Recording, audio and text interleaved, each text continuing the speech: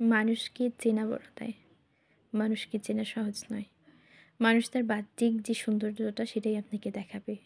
সালামু আলাইকুম। কেমন আছেন আপনারা? আমি আলহামদুলিল্লাহ ভালো আছি। বলেছিলাম না মানুষকে চেনা সহজ নয়।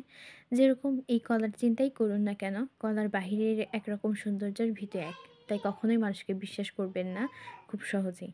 চলেন আজ আপনাদের সাথে শেয়ার করব কলা ভর্তা রেসিপি। কলাগুলোকে প্রথমে কেটে নিয়ে সেগুলো পানিতে ভিজিয়ে রাখা হয়েছিল। এরপর প্রেসার কুকারে দিয়ে হলুদ দিয়ে একটু শীষ দিয়ে নেওয়া হয়েছে ২ টা, অর্থাৎ সিদ্ধ করে নেওয়া হয়েছে। এরপর কড়াইয়ে মাছ ভেজে নেওয়া হয়েছে এবং হচ্ছে কালিজিরা ভেজে নেওয়া হলো। আর মাছে অবশ্যই হলুদ ব্যবহার করবেন।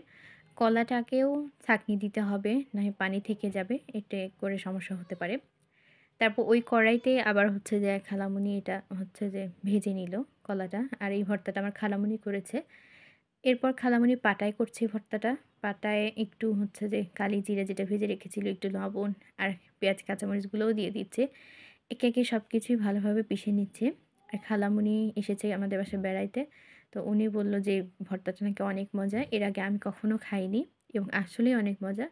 এরপর কলাগুলো দিয়ে দিল এবং খুবই গরম ছিল। ধোঁয়া উঠতেছিল, বোঝাই যাচ্ছিল। এত গরম ছিল, তারপরেও ওই অবস্থাতেই করছিলাম। আসলে আমার ভিডিও করার জন্য। রাতে করলে দেখা যায় যে খুব একটা ভিডিও কোয়ালিটি ভালো আসে না। এর জন্য খালামণিকে বললাম, "খালামণি দিনের বেলায় করে ফেলেন এটা। তাহলে ভিডিওটা ভালো আসবে, দেখা যাবে।" এরপর সেই যে মাছটা ভেজে রেখেছিল সেটা কাটা ছেড়ে, মানে কাঁটাগুলো ফেলে দিয়ে এর মাঝে দিয়ে দিল। এরপর সব কিছুকে একবারে ভালোভাবে মাখিয়ে এর মাঝে, অর্থাৎ এটা মাখিয়ে এটা আবার পিষে নেবে। ভালোভাবে একদম মিহি করে পিষে নিচ্ছে প্রত্যেকটা জিনিসকে খালামুড়ি, যাতে কোনো কিছু মুখে না বেঁধে যায়। আর যদি কাঁটাও থাকে সেটাও যেন প্লেন হয়ে যায়, এর কারণে।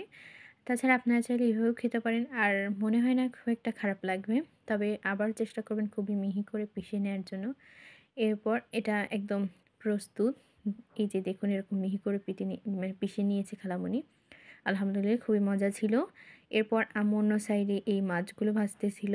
আসলে দুপুরের খাবার ছিল এগুলো সবগুলোই। এগুলো ছিল পুঁটির মাছ। পুঁটির মাছ এরকম ছোট, ছোট পাওয়াই যায় না। আর এরকম ভেজে খেতে কী যে মজা লাগে! আমাদের বাসায় সবারই এটা খুবই পছন্দের এবং এটা নিয়ে কাড়াকাড়ি শুরু হয়ে যায়। যাই হোক, এটাকে আম্মু সেরকম কোনো প্রসেস করেনি। যেরকমভাবে ভাজে লবণ, হলুদ এবং মরিচের গুঁড়া দিয়ে মাছগুলোকে দিয়ে দিয়েছে কড়াই এবং একদম মুচমুচে হয়ে আসা পর্যন্ত এটাকে ভাজবে। এরপর আম্মু এগুলো সবগুলোকে ভালোভাবে ভেজে নিয়েছি। এত মজা হয় এটা।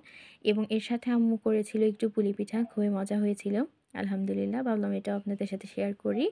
আমার ভিডিওটা আপনাদের কেমন লাগে এটা অবশ্যই কমেন্টে জানাবেন। আমি এত ভিডিও শেয়ার করি, আপনারা কখনো বলেন না যে কেমন লাগে। যারাই দেখবেন অবশ্যই কমেন্টে বলার চেষ্টা করবেন। আপনাদের সাথে আমার দেখা হবে অন্য কোনো একটা ভিডিওতে। সেই পর্যন্ত আপনারা সবাই ভালো থাকবেন, আমার জন্য দোয়া করবেন। আর এরপর কোন রেসিপিটা আপনারা দেখতে চান সেটাও কমেন্টে জানাবেন। দোয়া করবেন আমার জন্য। আল্লাহ হাফেজ সবাইকে।